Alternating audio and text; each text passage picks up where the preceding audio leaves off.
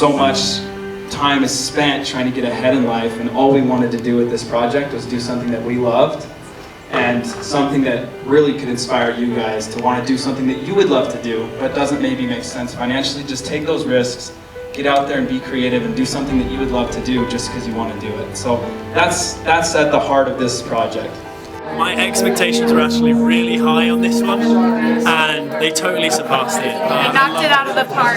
Seriously, it was stunning and so magical to watch. I absolutely loved it. Every transition, every scene, it was just, oh man. It speaks for itself. Seriously, I know. And I get goosebumps every time I watch it. It was amazing. Every shot was beautiful. Like, I felt like how they were like meditating and stuff in there. I felt like I was just like meditating.